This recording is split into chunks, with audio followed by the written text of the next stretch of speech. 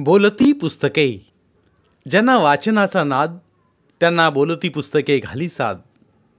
आमचं channel subscribe करा आणि सबस्क्राईब करायला इतरांनाही सांगा.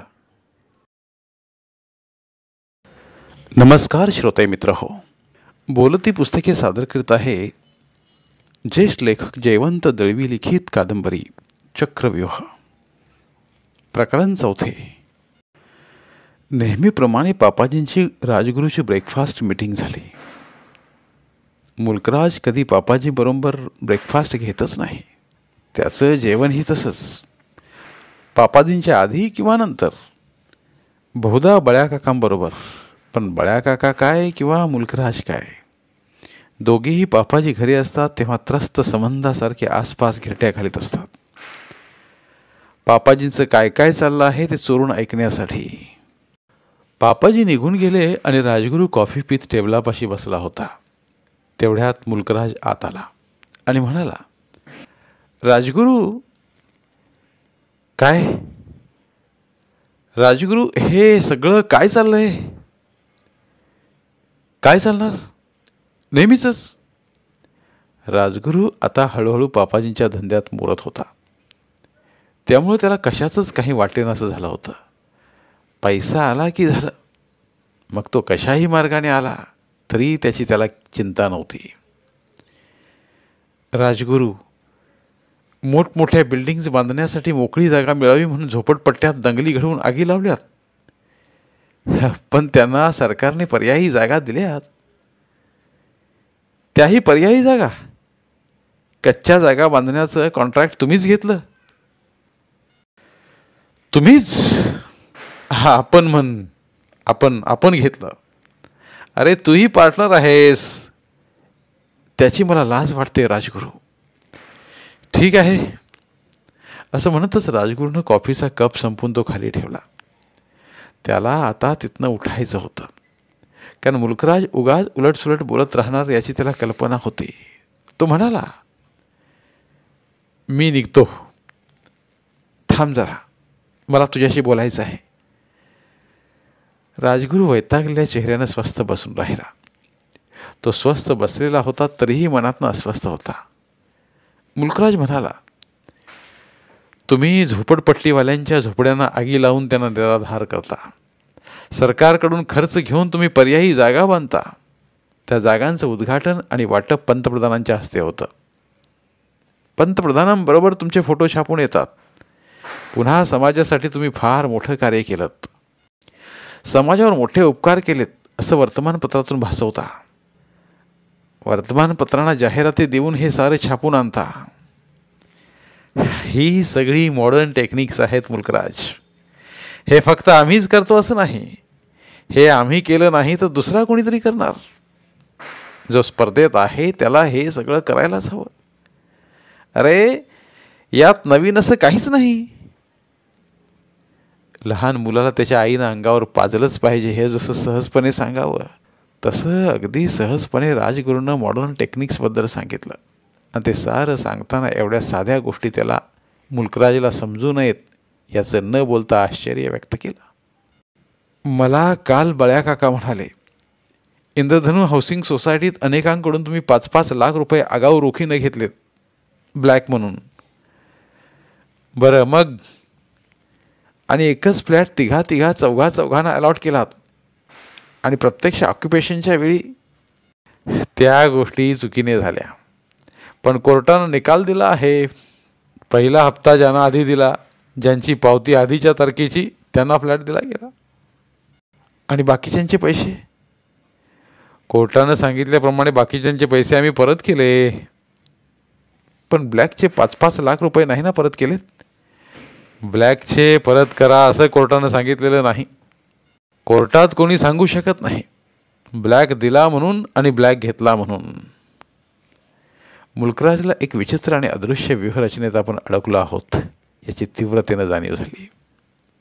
तो मोठ्यानं कडाडला, अरे पण गोरगरिबांचा कष्टाचा पैसा काय बोलतोस तू मुलकराज? अरे 30 लाखांचा फ्लॅट घेणारा गोरगरीब, त्यानंही तो पैसा असाच कुठून तरी आणलेला असतो. कष्टाचा पैसा असा नसतो मुलकराज. कामगारांना, कारकुनांना, इंजिनियर्सना आम्ही त्यांच्या कष्टाचा पैसा देतो. आम्ही कष्टाचा पैसा कमवीत नसलो तरी आम्हाला कष्टाचा पैसा कोणता ते ठाऊक आहे. पापाजींच्या स्वच्छ सूचना आहेत. लहान सहान सोसायटीत लाखभराचा फ्लॅट घेणाऱ्यांना आपण फसवायचं नाही. तो त्यांच्या कष्टाचा पैसा असतो. मुलकराजला संताप व्यक्त करायचा होता, पण तो काही बोलू शकला नाही. तोंडात फडकं कुंबून एखाद्याचं तोंड बंद करावं तशी त्याची अवस्था झाली. काही प्रमाणात राजगुरू म्हणत होता तेही खरं होतं. एखादा माणूस 30 लाखांचा फ्लॅट बुक करतो आणि त्यासाठी 5 लाखांचा कोऱ्या नोटा हिशोबाशिवाय आधी आणून देतो. तो कोण असेल? तो कुठनं पैसा आणत असेल? राजगुरू उठून जायला वळला. त्याचा खांदा धरून मुलकराजने विचारलं, आणि झोपडीत तो येऊन राहतो तो मुस्ताकी इसाक सुलेमान कोण आहे? कोण जाणे, मी त्याला भेटलेलोही नाही. ते राजगुरूने इतक्या गरगट्टपणे सांगितले की त्याच्या त्या मख्खपणाचाच मुलकराजला राग आला. तो स्वामीचा कॉन्ट्रॅक्ट आहे आणि अरब राष्ट्रांतून शस्त्रास्त्रांचा चोरटा व्यापार करणारा इसम आहे, हे तुला पक्क ठाऊक आहे. तू पापांजींशी बोल. I don't know anything. You will have to know it, Rajguru. नाहीतर या चक्रव्यूहातून बाहेर नाही पडता येणार. तुला काय वाटतं, या घटकेला बाहेर पडता येईल? अरे ही स्थिती आपण मरेपर्यंत आपण टिकवली तरी खूप झालं. बाहेर पडून तरी जाणार कुठं? मुलकराज त्याच्याकडे पाहत विचार करू लागला. त्याला प्रश्न पडला, हा राजगुरू निश्चित कुठं उभा आहे? हा स्वतः चाकं फिरवतो आहे की कोणीतरी वेगाने फिरवलेल्या चाकात हा अडकला आहे? आज जर तू यातनं बाहेर पडला नाहीस, केवळ पैसा अधिक पैसा करीत राहिलास, तर उद्या तुझ्या मुलांचं काय? गोरगरीब माणसं सत्ता हातात घेतील तेव्हा त्यांचं पुढल्या पिढीचं काय होईल? लोक त्यांचं काय करतील? तू पापाजींशी बोल मुलकराज. पापाजी म्हणतात पैसा हीच खरी सत्ता. सत्ता वेगळी नसते, पैसाही वेगळा नसतो. कुणीही सत्तेवर आला तरी तो पैशाला शरण येतोय आणि ते खरं आहे. म्हणून आपण पैसा मिळवत राहिलं पाहिजे. अरे पण राजगुरू, मुलकराजला काहीतरी महत्त्वाचं आणि तत्त्वज्ञानाला शोभून दिसणारं असं काही सांगायचं होतं. रागाच्या भरात तो पटकन बोलू शकला नाही. शब्दांची जुळवाजुळव करण्यासाठी तो थांबला. तेवढ्यात राजगुरू एकदम जायला निघाला. तो या निष्फळ चर्चेला कंटाळा होता. जाता जाता तो म्हणाला, मी जातो, माझ्या पुढं कामं पडलेत. तुझं आपलं ठीक आहे, कसली जबाबदारी नाही तुझ्यावर. असं बोलत बाहेर येताच त्यानं बळ्या काकांना हाक मारली. बळ्या काका! बळ्या काका सिगरेटचा झुरका घेत आणि राख उडवीत समोर आले. त्यांनी विचारले, काय म्हणतोस? अरे राजगुरू!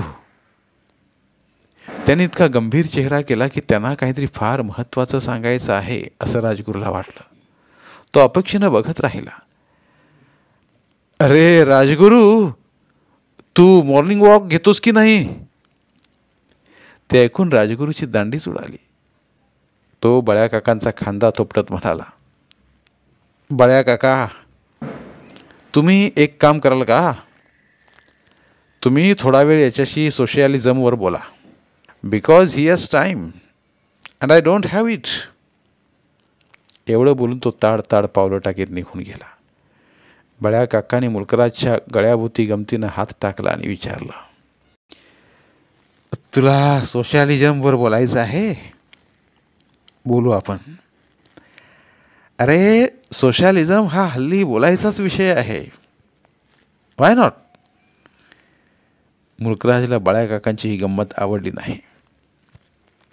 राजगुरूच्या एका वाक्यावर तो पुन्हा पुन्हा विचार करीत राहिला. चक्रव्यूहातून बाहेर पडून तरी जायचं कुठं? संध्याकाळची वेळ होती.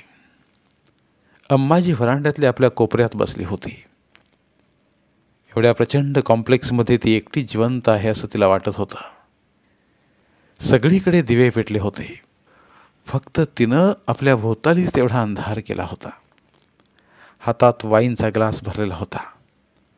लग्नानंतर तिच्या इच्छेविरुद्ध पापाजी तिला फ्रेंच वाईन घ्यायला लावीत, स्वतःही पीत. त्यानंतरच कामक्रीडा रंगते आणि खूप वेळ टिकते असं त्यांचं मत होतं. अम्माजींनी त्यावेळी खूप विरोध करून पाहिला, पण तिचं काही चाललं नाही. ती तेवढ्यापुरती वाईन घ्यायची. पापाजीने पुढे तिचा स्पर्शच टाकला तेव्हा तिनं वाईन पिणं सोडून दिलं. पण नंतर विचारानं तिचं डोकं भणभणायचं आणि झोप उडायची. रात्र ते आपल्या बेडरूममध्ये एकटीच जागी असायची. त्यातनं सुटण्यासाठी ती परत वाईन पिऊ लागली. पिऊनसुद्धा पुरेशी पटकन झोप येईनाशी झाली म्हणून ती अधिक पिऊ लागली. अलीकडे ती रात्री बराच वेळ पिते, तोल जाईमपर्यंत पिते आणि मग मेल्यासारखी झोपते. गार्डनमध्ये पार्टी असते तेव्हा 50-60 स्त्री पुरुष येतात. हीच तेवढी कडी कुलपात अडकून ठेवल्यासारखी आपल्या व्हरांड्यातल्या कोपऱ्यात एकटी बसून राहते. पण त्यावेळी ती बळ्या काकांकडून पुन्हा स्कॉच विस्की मागवून घेते आणि पिते. कधी तोल जाऊन कोसळते सुद्धा. मग बळ्या काका तिला उठवून बेडरूममध्ये झोपावतात. बळ्या काका मुलकराजला राजगुरूच्या बंगल्यावर सोडून परत आले आणि आपल्या मोडक्या सिंहासनावर बसले. व्हरांड्यात काळोख होता. त्यांना मंदसा दिवा लावावा असंही वाटलं नाही. उलट ते अशा मनस्थितीत होते की त्यांना या क्षणी आसपास काळोखच हवा होता.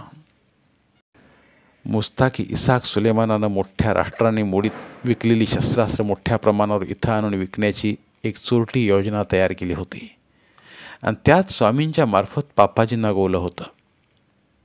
पापाजीही त्यात उत्साहानं सामील झाले होते. पैसा म्हटला की पापाजींना कसलाही विधी निषेध नसतो. त्यांना पैसासुद्धा कमावण्याची कल्पना सहन होत नाही. कमावलेला पैसा मोजता येतो, मोजावा लागतो. तशा प्रकारच्या पैशात हल्ली त्यांना रस उरला नव्हता. त्यांच्या मते पैशाचा पूर आला पाहिजे, महापूर आला पाहिजे. सुलेमानच्या योजनेत तसा महापूर येण्याची निश्चित शक्यता होती. सरकारातल्या अनेक लोकांना पैसा वाटणं आवश्यक होतं. तरीही सर्वांना खिरापत वाटून सुद्धा जो पैसा राहील तोही महापुरासारखा राहील असा त्यांचा अंदाज होता.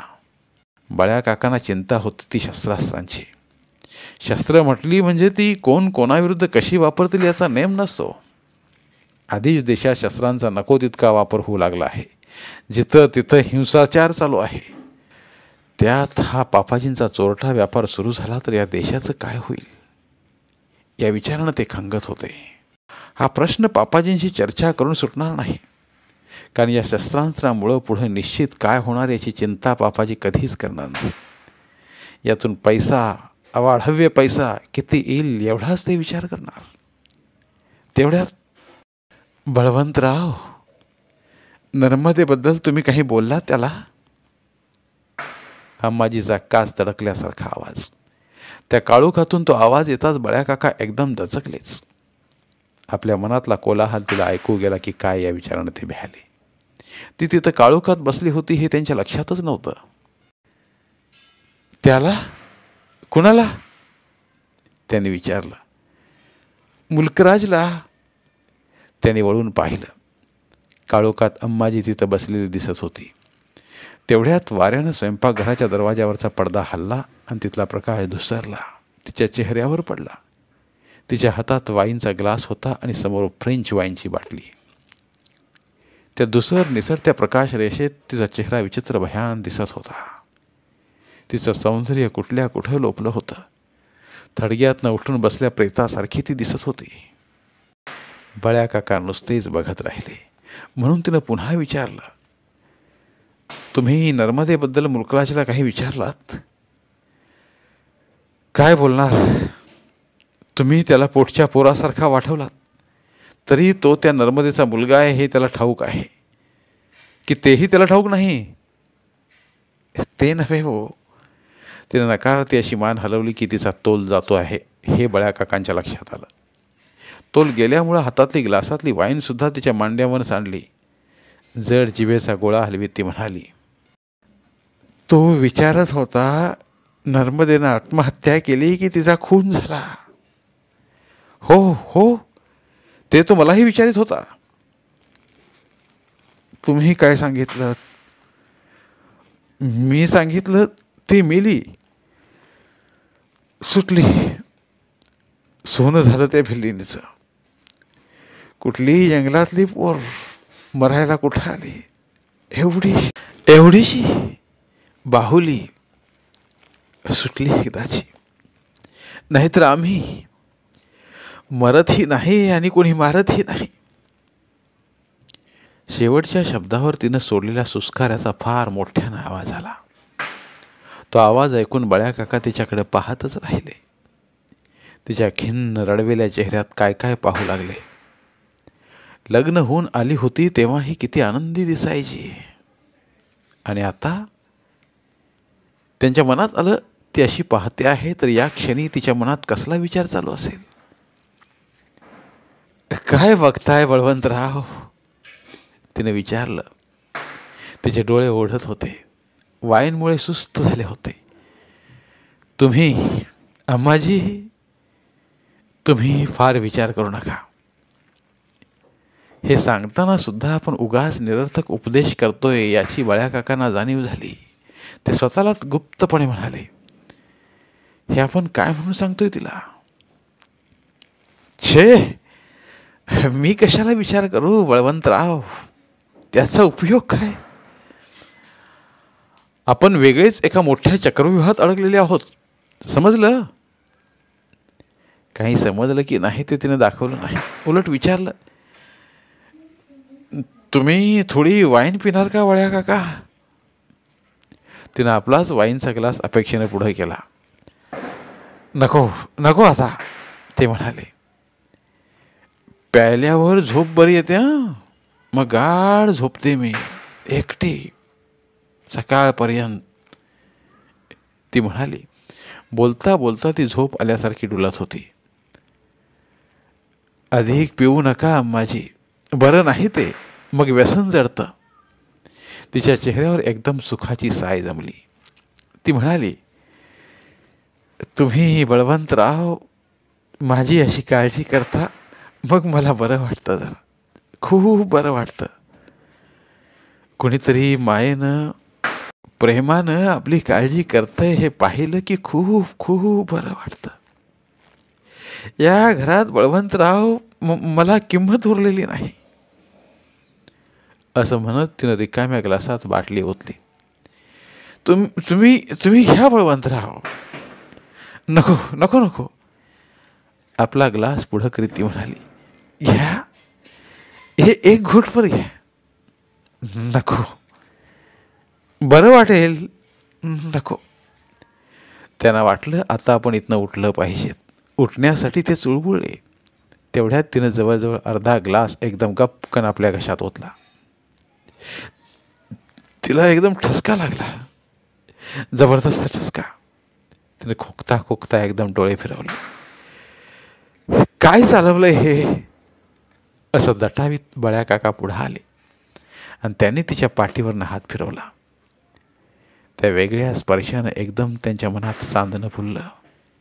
तिच्या बॉडीचा हुक मागणं सुटला होता हे त्यांच्या लक्षात आलं. तिनं त्यांचा हात धरला आणि म्हटलं,